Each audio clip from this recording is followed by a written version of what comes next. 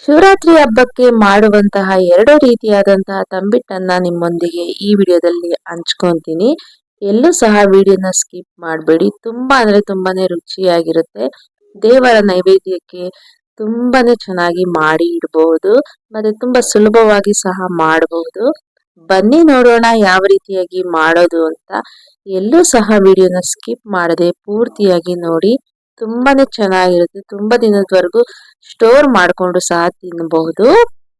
ಮೊದಲಿಗೆ ನಾನಿಲ್ಲಿ ಒಂದು ಕಡಾಯಿಯಲ್ಲಿ 1 ಕಪ್ ಅಷ್ಟು ಕಡಲೆ ಬೀಜನ ಫ್ರೈ ಮಾಡ್ಕೊತಾ ಇದ್ದೀನಿ.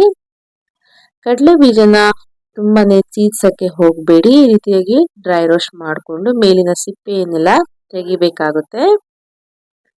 ನಂತರ ಈ ರೀತಿಯಾದ ಒಂದು ಜಾಲದ ಸಹಾಯದಿಂದ ಸಿಪ್ಪೆಯನ್ನೆಲ್ಲ ಬೇರ್ಪಡಿಸ್ಕೊಳ್ಳಿ. ನೋಡಿ ಸಿಪ್ಪೆ ಎಲ್ಲ ಎಷ್ಟು ನೀಟಾಗಿ ಹೋಗುತ್ತೆ ಅಂತ. ಈ ರೀತಿಯಾಗಿ ಎಲ್ಲ ಕಡಲೆ ಬೀಜದ ಸಿಪ್ಪೆಯನ್ನ ನೀಟಾಗಿ ತೆಗೆದಿಟ್ಕೋಬೇಕಾಗುತ್ತೆ.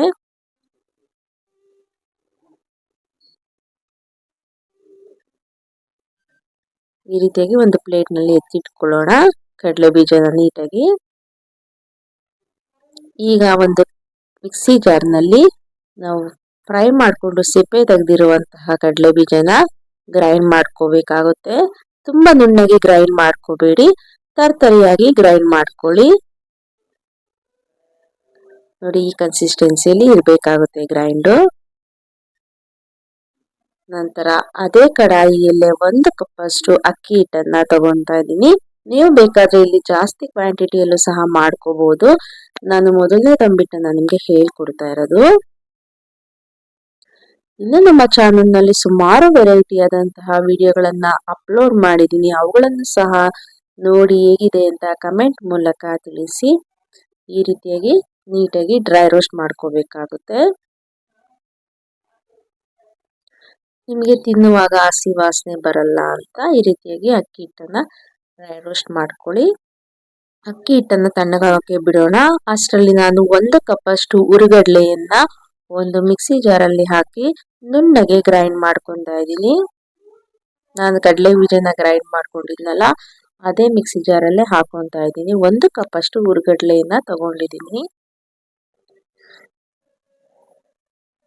ನೋಡಿ ಈ ರೀತಿಯಾಗಿ ಫುಲ್ ಫೈನ್ ಪೌಡರ್ ಆಗಬೇಕು, ಅಲ್ಲಿವರೆಗೂ ನಾವು ಗ್ರೈಂಡ್ ಮಾಡ್ಕೋಬೇಕಾಗುತ್ತೆ. ಈಗ ಇದನ್ನ ಪಕ್ಕಕ್ಕೆ ಎತ್ತಿಟ್ಕೊಳ್ಳಿ. ಅಷ್ಟರಲ್ಲಿ ನಾನು ಒಂದು ಅರ್ಧ ಹೋಳಷ್ಟು ಒಣ ಕೊಬ್ಬರಿಯನ್ನ ತುರ್ಕೊತಾ ಇದ್ದೀನಿ, ಗ್ರೇಟ್ ಮಾಡ್ಕೊತಾ ಇದ್ದೀನಿ.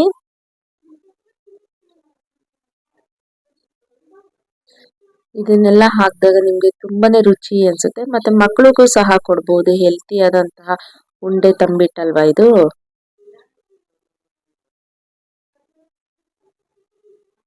ನೋಡಿ ಈ ರೀತಿಯಾಗಿ ತುರಿದಿಟ್ಕೋಬೇಕಾಗುತ್ತೆ.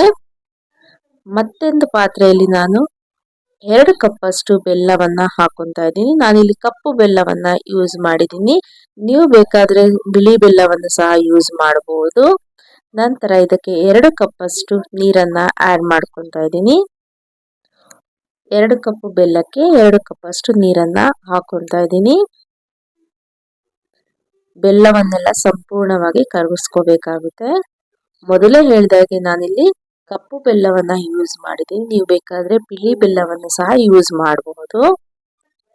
ಇನ್ನು ನಮ್ಮ ಚಾನಲ್ ಅನ್ನ ಯಾರು ಸಬ್ಸ್ಕ್ರೈಬ್ ಮಾಡಿಲ್ಲ ಪ್ಲೀಸ್ ಸಬ್ಸ್ಕ್ರೈಬ್ ಮಾಡಿಕೊಂಡು ವಿಡಿಯೋಗಳನ್ನ ಪೂರ್ತಿಯಾಗಿ ನೋಡಿ. ಈಗ ನೋಡ್ತಾ ಇರ್ಬೋದು ಬೆಲ್ಲ ಪೂರ್ತಿಯಾಗಿ ಕರಗಿದೆ.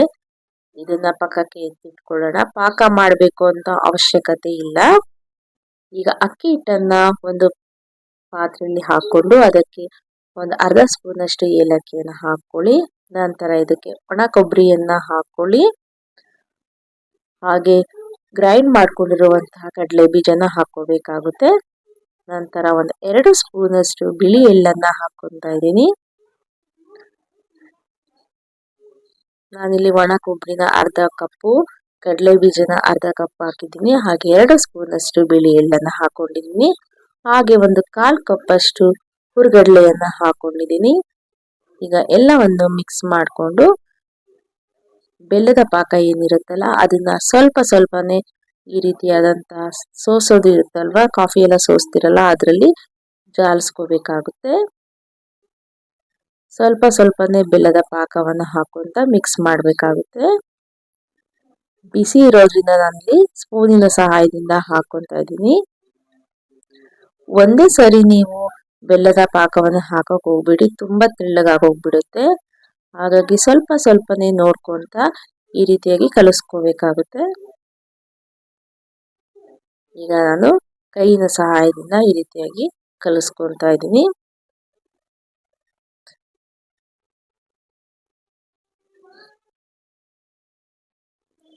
ಈಗ ನಿಮ್ಗೆ ಯಾವ ಸೈಜಲ್ಲಿ ಬೇಕೋ ಆ ಸೈಜಲ್ಲಿ ನೀವು ಉಂಡೆಗಳನ್ನ ಮಾಡ್ಕೊಳ್ಳಿ.